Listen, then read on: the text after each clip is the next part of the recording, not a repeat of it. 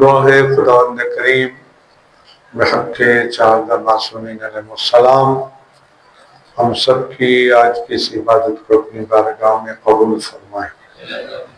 خداوند کریم جس بزرگوار ہستی کے لیے، جس مرجع دینی کے لیے آج کی ہماری مجلس اعزا منعقد ہو رہی ہے، شیخ محمد فیاض اسحاق، خدا ان کے درجات بلند فرمائے، خدا ان کو شہداء کربلا کے ساتھ معشور فرمائے۔ خداوند کریم ہمارے اس مادر علمی کو مزید ترقی عطا فرمائے۔ خداوند کریم اس مرکز کو مزید کامیابیاں نصیب فرمائے۔ استاد بزرگوار کا سایہ ہمارے سروں پر قائم و دائم فرمائے۔ دعاؤں کی قبولیت کے لیے صلوات۔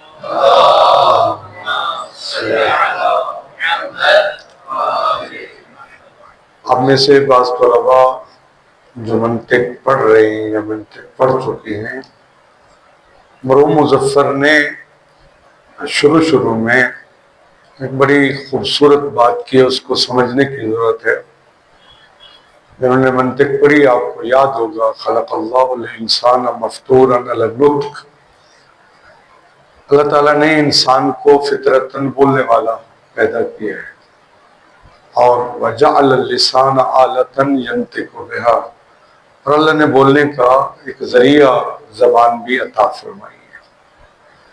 اور اس کے بعد انہوں نے یہ فرمایا کذالک خلق اللہ الانسان مفطورا علی التفکیر، یہ سب سے بڑی نعمت ہے، سب سے بڑی نعمت ہے کہ اللہ تعالیٰ نے ہمیں فطرتاً فکر کرنے والا بنایا ہے۔ اگر آپ کو الفاظ یاد ہوں، مرحوم مظفر نے جو بیان فرمائے، بما منحہ من قوت عاقلۃ مفکرہ، جو اللہ تعالیٰ نے اس انسان کو قوت عقل مفکر عطا فرمائی، یمتاز بہ عن الحیوانات۔ اور میں گزارش کیا کرتا ہوں، ہمیں نماز کے بعد خاص طور پر ایک سجدہ شکر ادا کرنا چاہیے اس بات پر کہ اللہ تعالیٰ نے ہمیں انسان بنایا ہے، اللہ تعالیٰ نے ہمیں قوت عقل اور فکر عطا فرمائی ہے۔ یہ قوت عقل اور فکر ہے جس کے ذریعے انسان حیوانات سے ممتاز ہوتا ہے، اسی کو مرحوم مظفر نے علم اکمل قرار دیا ہے۔ تو یہ اللہ تعالیٰ نے ہمیں عقل عطا فرمائی ہے، اور جو انہوں نے بنیادی فرق لکھا ہے اس قوت عقل کے ذریعے ہم کرتے کیا ہیں، انہوں نے مثالیں دی ہیں، مثلا جزیات سے کلیات کو اخذ کرنا، معلومات کو آپس میں ملا کر ان سے نتیجہ نکالنا، ایک معلوم سے دوسرے معلوم تک منتقل ہونا، یہ اللہ تعالیٰ نے ہمیں قوت عطا فرمائی، اس پر رب کا شکر ادا کریں، قوت عقل مفکرہ، اور اسی کے ذریعے ہم علم حاصل کرتے ہیں۔ اور یہ جو انسان ہے باقی حیوانات سے قوت عقل مفکرہ کی وجہ سے ممتاز ہوتے ہیں، لیکن چونکہ ہم انسان ہیں، اللہ تعالیٰ نے قوت عقل اور فکر کے ساتھ ہمیں خواہشات نفسانی بھی عطا کی ہوئی ہیں، اسی وجہ سے یہ انسان ایک رہنما کا محتاج ہے، ایک رہنمائی کرنے والا ہو، ایک ہادی ہو، ایک امام ہو۔ تو اللہ تعالیٰ نے اس انسان کی ہدایت اور رہنمائی کے لیے سب سے پہلے سلسلہ نبوت کا آغاز فرمایا۔ حضرت آدم ابو البشر، وہ سب سے پہلے نبی اور آخری نبی، خاتم الانبیاء حضرت محمد مصطفیٰ صلی اللہ علیہ وآلہ وسلم،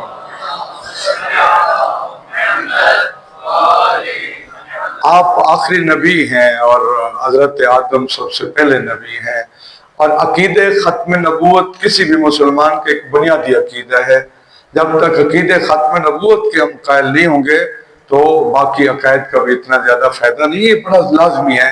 یعنی ہم قائل ہیں کہ آپ پیغمبر خاتم الانبیاء ہیں، آپ کے بعد کوئی نبی نہیں آئے گا، لیکن ایک سوال پیدا ہوتا ہے، پاک پیغمبر صلی اللہ علیہ وآلہ وسلم کے بعد بالآخر ہدایت لینے والے تو موجود تھے، انسان موجود ہیں، کیا اللہ تعالیٰ نے کوئی پیغمبر کے بعد ہدایت کے سلسلے کو آگے جاری رکھنے کے لیے کوئی سسٹم متعارف کرائے یا نہیں کرائے؟ کیا اپنی مرضی پہ چھوڑ دیا؟ جی مسلمانوں کا یہی عقیدہ ہے کہ پاک پیغمبر جی دنیا سے چلے گئے، انہوں نے اپنے بعد کوئی کسی کو اپنا جانشین منتخب نہیں کیا۔ تو حیرانگی کی بات ہے وہ دین جس کے بارے میں نے قرآن مجید کی آیت پڑھی ہے، ان الدین عند اللہ الاسلام، پسندیدہ دین دین اسلام ہے۔ کیوں یہ سب سے پسندیدہ دین ہے؟ اس وجہ سے اس دین اسلام نے زندگی گزارنے کے جو جامع اصول بیان کیے ہیں وہ کسی اور دین میں بیان نہیں ہوئے۔ یہ دین کتنا جامع ہے آپ اندازہ کیجئے، واش روم میں جانے کا طریقہ اس دین نے بتایا۔ جی آپ سب طلباء جانتے ہیں، آپ جب واش روم میں داخل ہوں پہلے بایاں قدم رکھیں، بعد میں دایاں، جب باہر نکلتے ہیں تو پہلے دایاں رکھیں پھر بایاں، مسجد میں داخل ہوتے ہیں تو پہلے آپ دایاں قدم رکھیں بعد میں بایاں قدم رکھیں۔ لباس تبدیل کرنے کا طریقہ بتایا۔ اس دین اسلام نے ہمیں سونے کا طریقہ بتایا۔ اس دین اسلام نے ہمیں اس پانی پینے کا طریقہ بھی بتایا، کھانا کھلانے کا طریقہ بتایا۔ میں ایک حدیث پڑھ رہا تھا، پاک پیغمبر حضرت محمد مصطفیٰ صلی اللہ علیہ وآلہ وسلم، اگر مجھے وہ الفاظ عربی کے یاد ہوں، فرمایا یا ابا ذر فلیکن لک فی کل شیء نیۃ صالحہ، اے ابا ذر ہر کام سے پہلے اچھی نیت کرو، کوئی کام کرنا ہو تو اس سے پہلے نیت کرو، حتی فی النوم والعقل، فرمایا سونا چاہتے ہو تو پہلے نیت کرو، اگر کھانا کھانا چاہتے ہو پھر نیت کرو۔ عزیزان من، میں کہتا ہوں کھانا تو ہم ہر روز کھاتے ہیں، لیکن اگر نیت ہو کے کھائیں گے تو ہمارا کھانا کھانا عبادت ہوگا۔ نیت کیا ہے؟ انسان یہ نیت کرے میرے اللہ فزیکلی میرے جسم کے لیے کھانا ضروری ہے، میرے اللہ میں کھانا کھا رہا ہوں، میری طاقت بحال ہوگی، میرے اللہ تیری عبادت کروں گا اور اپنی ذمہ داریوں کو پورا کروں گا۔ اگر یہ نیت کر کے انسان کھانا کھائے گا تو اس کو لقمہ توڑنا بھی عبادت بن جائے گا۔ انسان سونا چاہتا ہے، ہر شخص سوتا ہے، ماشاءاللہ اب طلباء کرام تو یقیناً آپ کی عادت ہوگی بوضو ہو کے سوئیں۔ جی وہ سونے سے پہلے زبان پہ بھی لازمی نیت نہیں ہے، آپ صرف اتنا ذہن میں لیں میرے اللہ نیند میرے لیے ضروری ہے، میں نیند کر رہا ہوں، سونے جا رہا ہوں، میرے اللہ جب میں بیدار ہوں گا اپنے واجبات کو ادا کروں گا، اپنی ذمہ داریوں کو پورا کروں گا۔ اگر انسان یہ نیت کر کے سو جائے تو اللہ اس کے سانس کو بھی تسبیح بنا دیتا ہے۔ تو اس دین اسلام نے ہمیں سونے کا طریقہ بتایا، جاگنے کا طریقہ بتایا، کھانا کھانے کا طریقہ بتایا۔ لباس، کون سا لباس ہے جو ہمارا لباس ہونا چاہیے، خاص طور پہ نماز کی حالت میں مثلا سفید لباس کی زیادہ تاکید ہے۔ تو جس دین اسلام نے واش روم میں جانے کا طریقہ بتایا، مسجد میں آنے کا طریقہ بتایا، لباس تبدیل کرنے کا طریقہ بتایا، کیا اس دین میں نہیں بیان کیا گیا کہ محمد مصطفیٰ کے بعد اس کی مسند پر کون بیٹھے گا؟ کیا پاک پیغمبر نے اپنے بعد نہیں بتایا کہ میرا بعد میری مسند کا مالک کون ہے؟ ہمارا عقیدہ ہے پیغمبر نے بتایا ہے، پیغمبر نے اعلان کیا ہے، اور کسی مدینہ کی خفیہ میٹنگ میں نہیں بلکہ غدیر خم کے بڑے کھلے میدان میں فرمایا ہے، 1.25 لاکھ کے مجمع میں فرمایا ہے، صحابہ کا مجمع اکٹھا کر کے فرمایا ہے، اور ایک بے نظیر اور منفرد ممبر بنا کے بتایا ہے، اور ممبر پر کھڑے ہو کر 1 گھنٹے کا خطبہ دے کے فرمایا ہے، اور علی کے ہاتھ بلند کر کے فرمایا ہے من کنت مولاه فهذا علی المولا۔ ابھی غدیر گزری ہے، ماشاءاللہ آپ سارے کے سارے غدیری بیٹھے ہیں، تو ہمارا عقیدہ غدیر خم کے میدان میں وہ دوستی کا اعلان نہیں ہے۔ مجھے یاد ہے جب مدرسہ محمد کی نئی بلڈنگ کا افتتاح ہوا تھا، مفسر قرآن استاد بزرگوار علامہ شیخ محسن نجفی 18 ذی الحج تھی، آغا صاحب بھی تشریف فرماتے، تو انہوں نے اس من کنت مولا کا ترجمہ کیا، انہوں نے فرمایا تھا یہ مولا مشترک لفظی ہے۔ آپ طلباء جانتے ہیں مشترک لفظی کے لیے قرینے کا ہونا ضروری ہے، وگرنہ اگر بغیر قرینے کے کوئی شخص وہ مشترک لفظی لفظ کو استعمال کرے گا تو وہ غلط ہے، جی کوئی معنی سمجھ میں نہیں آئے گا۔ تو شیخ صاحب نے پڑھا تھا کہ پاک پیغمبر نے 1.25 لاکھ کے مجمع میں پہلے قرینہ لگایا ہے کہ میں نے کس معنی کا ارادہ کیا ہے۔ پیغمبر نے مشترک لفظی کو استعمال کیا اور پہلے قرینہ لگایا۔ کیا قرینہ لگایا؟ فرمایا الست اولی بکم من انفسکم، وہ قرآن مجید کی آیت کا سہارا لیتے ہوئے پیغمبر نے فرمایا بتاؤ کیا تمہارے جانوں پر تم سے زیادہ مجھے اختیار نہیں ہے؟ کیا تمہارا اولی بتصرف میں نہیں ہوں؟ قالوا بلا، انہوں نے اقرار کیا جی یا رسول اللہ، جان ہماری ہے، حکومت کا آپ کی ہے۔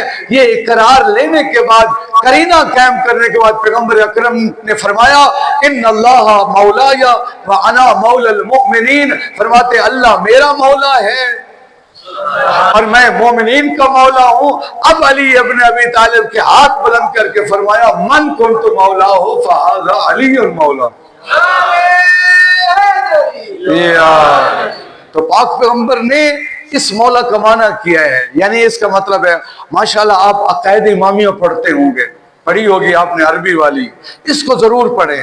اور وہ جو شیخ مظفر نے امامت والا چپٹر لکھا ہے، اس کا پہلا لفظ اتنا قیمتی ہے اور وہ ہمارے عقیدے کا اعلان ہے۔ عقیدتنا فی الامامت، جہاں لکھا ہے مرحوم مظفر نے کیا فرمایا، ان الامامت اصل من اصول الدین۔ سب سے پہلا جملہ فرمایا یاد رکھیے، جس طرح ہماری نگاہ میں توحید اصول دین میں سے ہے، جس طرح عدل اور نبوت اور قیامت اصول دین میں سے، ہمارا عقیدہ ہے کہ امامت بھی اصول دین میں سے ہے۔ اور اگلا جملہ لکھا لا یتم الایمان الا بها، جس طرح توحید کے عقیدے کے بغیر، جس طرح نبوت اور قیامت کے عقیدے کے بغیر ایمان مکمل نہیں ہوتا، عقیدہ امامت کے بغیر بھی ایمان مکمل نہیں ہے۔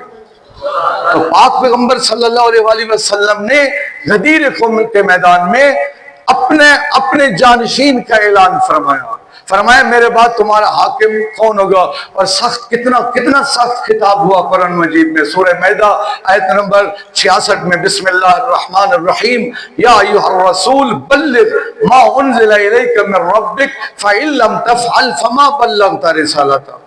آج یا ایھا المزمل نہیں، مدثر نہیں، طٰہٰ نہیں، یاسین نہیں، پیغمبر کا منصب یاد دلائے جا رہا ہے، یا ایھا الرسول بلغ ما انزل الیک من ربک فإن لم تفعل فما بلغت رسالتہ واللہ یعصمک من الناس۔ گزشتہ سال ہمارے مدرسے ایک طالب علم کشمیر میں تھا، اس نے انہی آیات کا ترجمہ کیا، ابھی تک بیچارہ دوسرا سال ہے، وہ جیل میں ہے اور لوگوں کو یہ برداشت نہیں، وہ صرف ترجمہ کیا ایسی، اب الفاظ پتہ نہیں اس کے کیا تھے، ملتے جلتے الفاظ سے بیچارہ وہ قید و بند کی صورتوں میں ہے۔ میں دعا کرتا ہوں آج یہ غدیر کے صدقے میں اللہ تعالیٰ ان کو رہائی عطا فرمائے۔ ایک صلوات پڑھی بآواز بلند سارے ذات، اللہم صلی علیہ۔ اب دیکھیے غدیر قوم کے میدان میں امامت کا آغاز ہوا، اور ہمارا عقیدہ ہے کہ امامت تسلسل ہے نبوت کا۔ اس جملے کو مرحوم مظفر نے بیان کیا قید امامیہ میں، امامت تسلسل ہے نبوت کا۔ کیا مطلب، جس طرح نبی بنانا ہمارا کام نہیں ہے، امام بنانا بھی ہمارا کام۔ پھر انہوں نے لکھا جس طرح نبی کے لیے عصمت ضروری ہے، امام کے لیے بھی عصمت ضروری ہے۔ اچھا، اب ماشاءاللہ اب سارے کے سارے پڑھے لکھے حضرات علماء کرام تشریف فرما۔ پہلے امام حضرت علی ابن ابی طالب۔ ہمارے آخری امام کون ہیں؟ امام زمان عجل اللہ فرجہ الشریف۔ 255 ہجری میں امام علیہ السلام کی ولادت باسعادت ہے، اور 260 ہجری میں امام کی غیبت ہے۔ آپ جانتے ہیں امام کی دو غیبتیں ہیں، ایک غیبت صغریٰ اور ایک غیبت کبریٰ۔ 260 ہجری سے لے کر 329 ہجری تک تقریباً 70 سال یہ امام کی غیبت صغریٰ ہے۔ اس میں امام کے نواب اربعہ تھے، نائب خاص۔ سب سے پہلے جو نائب بنے عثمان بن سعید، یہ امام کے نائب خاص تھے، پھر ان کا بیٹا محمد بن سعید بن عثمان، پھر حسین بن روح، اور آخری علی ابن محمد السمری۔ یہ 4 امام کے نائب تھے، اور 369 ہجری میں امام کی غیبت کبریٰ ہے۔ 329 ہجری میں امام کی غیبت کبریٰ ہے۔ اب غیبت کبریٰ کا کیا کنسیپٹ ہے؟ غیبت کبریٰ کا کیا مطلب ہے؟ غیبت کبریٰ کا مطلب ہے اب نیابت خاصہ ختم۔ جی، اب سوال یہ ہے، پاک پیغمبر صلی اللہ علیہ وآلہ وسلم اگر اپنے بعد کسی سلسلہ ہدایت کا تعارف نہیں کراتے تو آپ کی نبوت نہیں بچتی۔ ہم کیا سوچیں، کیا وہی ہم سقیفے والا عقیدہ رکھ دیں کہ امام زمانہ بھی پردے غیبت میں چلے گئے اور ہمارے بعد ہمارے لیے کوئی ہدایت کا سسٹم متعارف نہیں کرایا؟ کیا یہ وہی عقیدہ رکھ لیں، یا ماننا پڑے گا امام زمان عجل اللہ فرجہ الشریف نے اپنی توقیع مبارکہ میں ہمیں بتایا کہ میں تمہیں بے وارث بنا کر نہیں جا رہا ہوں، تمہارا وارث موجود ہوگا، تمہاری ہدایت کرنے والا موجود ہوگا۔ وہ ہوگا کون؟ فرمایا اما الحوادث الواقعۃ فارجعوا فیھا الی رواۃ حدیثنا، فرماتے جو ہماری حدیثوں کے راوی ہیں، فرماتے ہیں ان کے دروازے پر جھک نہ جانا، ان کے دروازے پر جھکنا ایسے ہے جیسے میں امام کے زمانے کے دروازے پر جھکنا ہے۔ تو میں کہہ سکتا ہوں کہ یہ سلسلہ ہدایت کہ معصوم ہاتھوں سے منتقل ہوا محفوظ ہاتھوں میں۔ جی امامت کے بعد اب جو نائبین عام ہیں، یہ سلسلہ محفوظ ہاتھوں میں آیا، شیخ کلینی، شیخ صدوق، یہ سلسلہ چلتا چلتا بلاخر آج ہم جس دور میں ہم گزرے ہیں، ابھی کچھ دن پہلے ایک وہی نائب عام، وہی مرجع قدر ایک ہستی دنیا سے تشریف فرما گئی جن کا نام شیخ فیاض اسحاق تھا۔ 1930 میں افغانستان کے صوبے غزنی میں وہاں ایک گاؤں وہاں پہ پیدا ہوئے، اور ان کا جو خاندان تھا یا ان کے والد وہ زراعت پیشہ تھے۔ یہ چھوٹے سے تھے، ان کے والد گاؤں سے دور ایک مسجد تھی، وہاں اپنے کندھے پر بٹھا کر مشکل راستے سے ان کو قرآن پاک کی تعلیم دینے کے لیے لے جاتے تھے۔ قرآن پاک کی تعلیم کے بعد میں پرسوں کسی نجفی عالم دین وہ پڑھ رہے تھے کہ باقاعدہ آغا صاحب کا جو تعلق تھا شیخ اسحاق فیاض کا وہ ہزارہ قبیلے سے تھا، یہ وہاں غزنی سے کوئٹہ منتقل ہو گئے، اور وہ پڑھ رہے تھے کہ جب کوئٹہ سے نجف گئے تو پاکستانی پاسپورٹ پہ گئے۔ اس کا مطلب ہے پاکستان کو یہ شرف حاصل ہو گیا کہ ہمارے دو مجتہد حوزہ علمیہ نجف کی زینت، ایک آیت اللہ العظمہ حافظ بشیر نجفی اور دوسرے شیخ محمد اسحاق فیاض، بالآخر ان کا تعلق پاکستان سے بھی ہے۔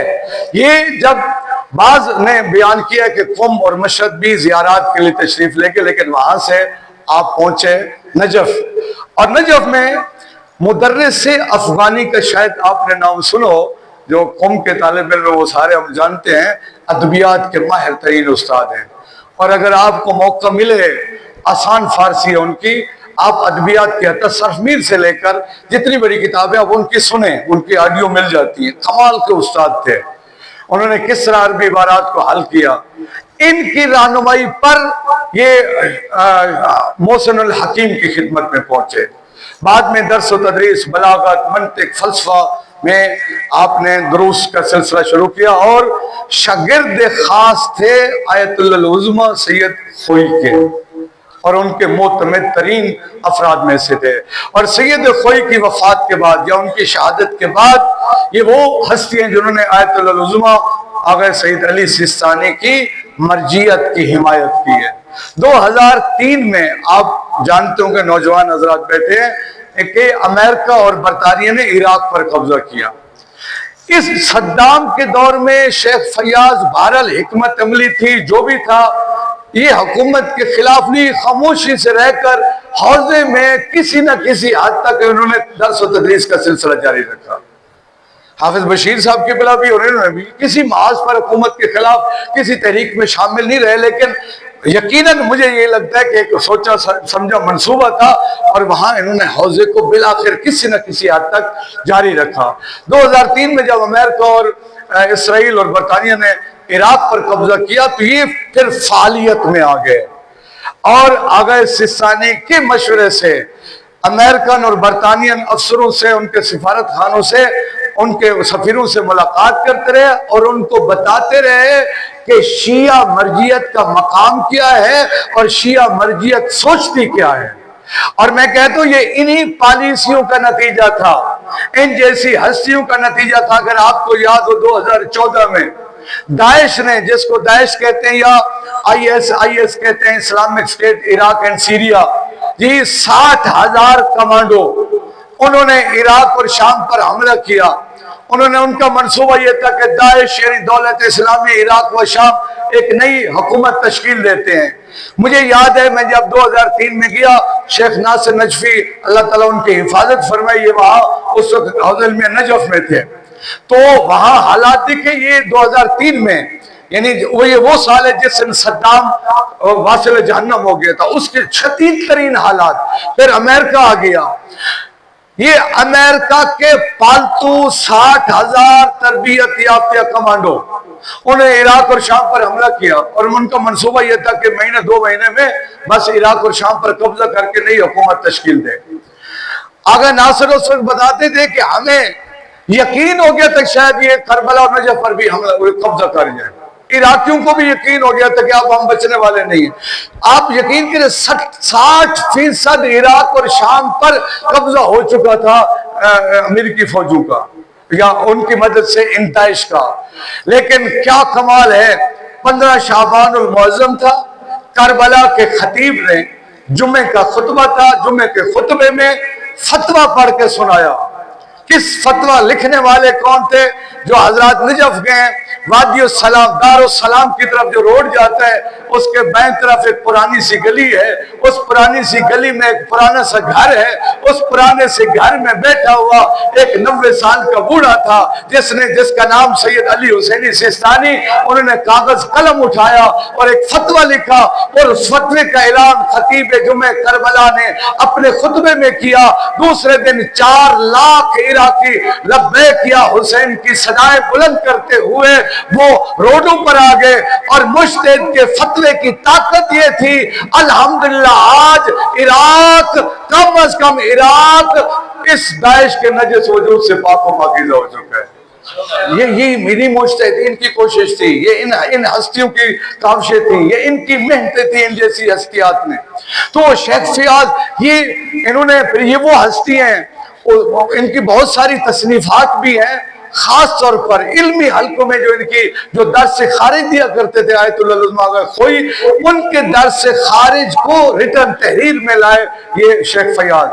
اور اس وقت جو 4 حوض علمیہ نجف کی بزرگ اور مرجع شخصیت تھی ان میں سے ایک تھے ایک حافظ بشیر صاحب اور ایک آیت اللہ العظمیٰ کا سیستانی اور ایک اور ہستی جو پیچھے ان کو وفات ہوئی 34 سے آغا سعید حکیم اور چوتھی ہستی یہ تھے شیخ فیاض. ان کے شاگردان کی تعداد نجف میں ماشاءاللہ. اچھا اب یہ ساری تقریر میں نے کہا لی ہمارے لیے کیا فائدہ ہے اس کا ہمارے لیے کیا سبق ہے. آج ہم جس ہستی کا دن منا رہے ہیں جن کے اصالہ ثواب کے لیے یہاں جمع ہوئے ہیں مجھے شرف ہے آپ جس علمی مرکز میں بیٹھے ہیں 1991 اور 92 میں ہم نے بھی اس مدرسے سے استفادہ کیا. آغا منصر صاحب تشریف فرمائے اور آغا صاحب ہمارے استاد ہیں. بالآخر یہ ہمارے لیے آج کیا فائدہ ہونا چاہیے. عزیزان من علم حاصل کیجیے. جی علم کی قدر و قیمت ہے. پیغمبر اکرم حضرت محمد مصطفیٰ صلی اللہ علیہ وسلم پڑھی پیغمبر اکرم کی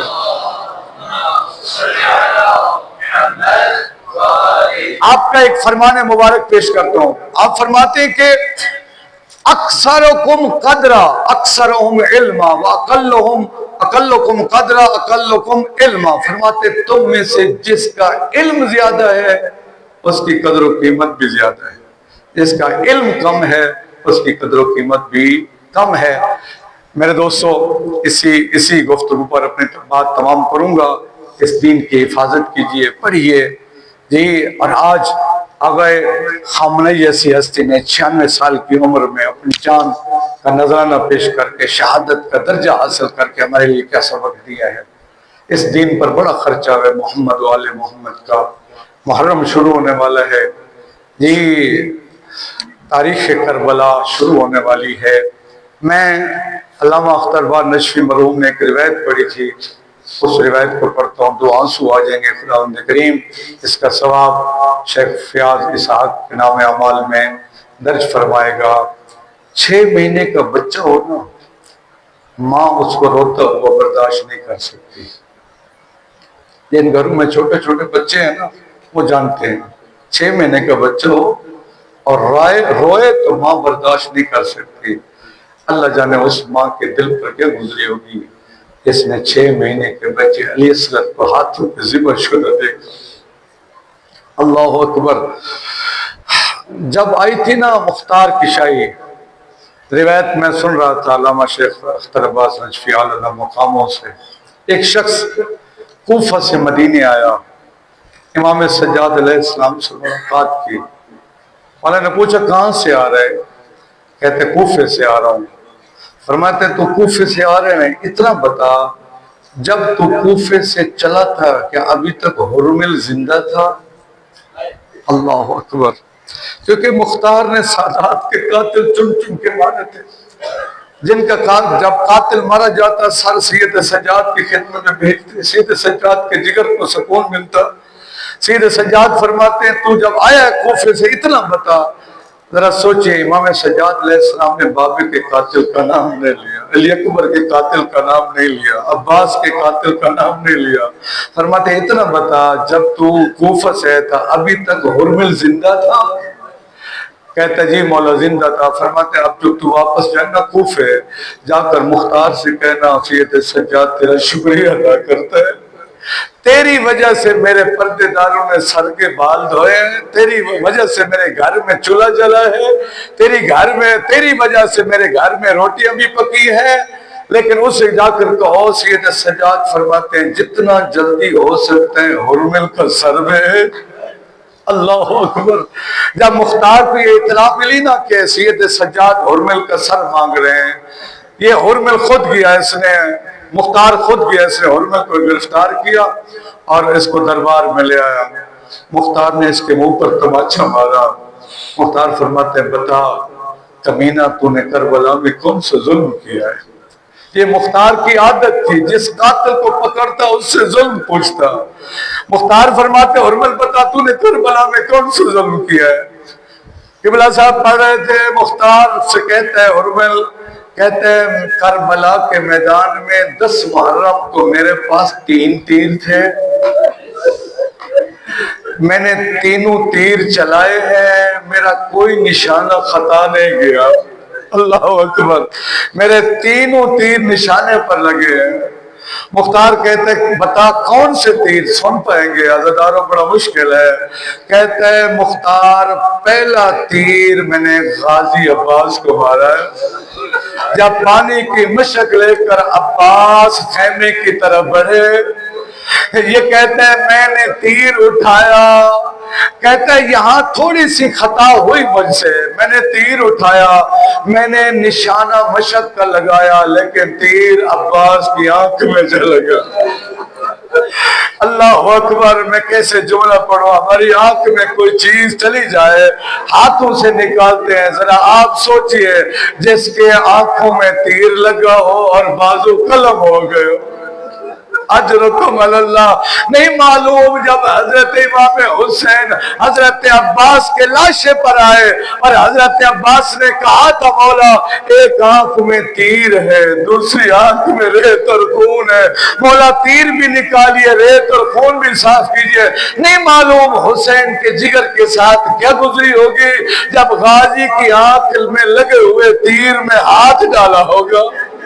اللہ اکبر، یہ پہلا تیر ہے۔ دوسرا تیر صاحب سعادت الدارین نے لکھا ہے، حرمل کہتا ہے مختار دوسرا تیر میں نے حسین کی پسلیوں میں مارا ہے۔ اللہ اکبر، بڑا مشکل لفظ ہے میرے لیے پڑھنا۔ کہتے ہیں ایوب کمینے نے حسین کی پیشانی میں پتھر مارا، حسین کی پیشانی پھٹ گئی، امام حسین نے عبا کے دامن سے پیشانی سے خون صاف کرنے کا ارادہ کیا۔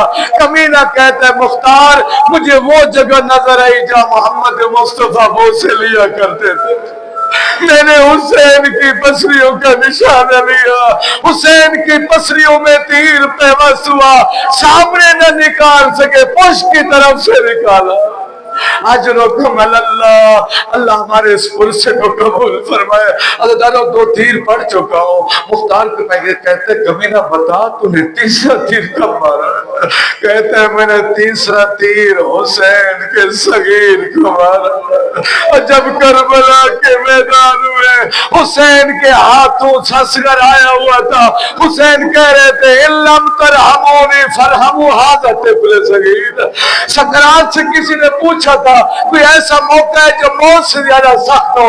اس نے کہا ہاں، جب کسی شریف کو کمینے سے کچھ مانگنا پڑ جائے۔ کربلا میں حسین سے بڑا شریف کوئی نہ تھا، ان سے بڑا کمینہ کوئی نہ تھا۔ غریب رو کے فرماتے کچھ نہیں مانگتا، ایک گھونٹ پانی کا دے دو۔ ازاداروں میں کیسے جملہ پڑھو، حسین مولا نے مانگا پانی ہے، آیا تیر ہے۔ اللہ اکبر۔ جب حسین کے ہاتھوں پہ تڑپنا اصغر، ممکن ہے اس مجمع میں کوئی بیٹھا ہو جس نے چھوٹے پرندے کی گردن پر چھری چلتے ہوئے دیکھی، کبھی آپ کے سامنے مرغی کو ذبح کیا گیا ہو، چھوٹے پرندے کو ذبح کیا گیا ہو۔ جب چھوٹے پرندے کو ذبح کرتے نا، منظر کیا ہوتا ہے؟ وہ پرندہ چھوٹے چھوٹے پر مارتا ہے، چھوٹے چھوٹے پیر مارتا ہے۔ جب اصغر تیر سے ذبح ہوا، حسین کے ہاتھ میں چھوٹے چھوٹے ہاتھ مارتا تھا، چھوٹے چھوٹے پاؤں میں حرکت آئی۔ اصغر کی حالت دیکھ کر حسین نے کرو آسمان کی طرف دیکھا، میرے اللہ بتا اب تو راضی ہے نا؟ عاطف غیبی کی آواز ہی بس کر حسین میں راضی ہوں۔ اللہ لعنت اللہ علی قوم الظالمین وسيعلم الذين ينقلبون لا حول ولا قوة الا بالله۔ پروردگار محمد و آل محمد کی عظمت کا واسطہ ہماری اس مختصر اور مخلصانہ مجلس اعزاز کا ثواب آیت اللہ العظمیٰ شیخ فیاض اسحاق کے نام اعمال میں درج فرما۔ میرا اللہ مرج بزرگوار کے درجات بلند فرما، مرج بزرگوار کو شہدائے کربلا کے ساتھ معشور فرما۔ میرا اللہ حاضرین کے مرحومین شہدائے ملت جعفریہ شہید رہبر معظم سید علی خامنہئی، سید حسن نصر اللہ اور دیگر شہداء ان کے نام اعمال میں اس کا ثواب درج فرما۔ میرا اللہ تیرے خزانے میں کمی نہیں، اس کا ثواب حاضرین کے مرحومین وہ بزرگان جنہوں نے اس مدرسے کی بنیاد رکھی تھی، اس کی تعمیر و ترقی میں جس والے سے میں ان کا حصہ تھا جو دنیا سے چلے گئے، ان کے نام اعمال میں درج فرما۔ پروردگار ہمیں علم و عمل کے زیور سے آراستہ فرما۔ میرا اللہ ہماری دعاؤں کو مستجاب فرما۔ پروردگار اس دینی مرکز کو تا قیام امام زمان علیہ السلام شاد و آباد فرما۔ استاد بزرگوار کا سایہ ہمارے سر پر قائم و دائم فرما۔ پروردگار محمد و آل محمد کے عظمت کے واسطہ کربلا والوں کی سیرت نصیب فرما۔ میرا اللہ ہمارے طلبہ کرام کو علم و عمل کے زیور سے آراستہ فرما، دنیا و آخرت کی کامیابیاں نصیب فرما، انقلاب ایران کی حفاظت فرما۔ آیت اللہ العظمیٰ مجتبیٰ خامنہئی میرا اللہ ان کو صحتیاب فرما، ان کا سایہ ہمارے سر پر قائم دائم فرما۔ یوسف زہرا قائم آل محمد حجت ابن الحسن العسکری امام زمانہ کے ظہور میں تعجیل فرما، امام علیہ السلام کی زیارت سے مشرف فرما۔ مرجع بزرگوار کے لیے ایک مرتبہ پھر ایک مرتبہ سورہ فاتحہ، 3 مرتبہ سورہ توحید کی تلاوت فرما۔ بسم اللہ الرحمن الرحیم، اهدنا الصراط المستقيم صراط الذين أنعمت عليهم۔ بسم الله الرحمن الرحيم، بسم الله الرحمن الرحيم، بسم الله الرحمن الرحيم۔ اللهم اغفر للمؤمنين والمؤمنات والمسلمين والمسلمات الأحياء منهم والأموات، تابع اللهم بيننا وبينهم بالخيرات إنك مجيب الدعوات وإنك على كل شيء قدير برحمتك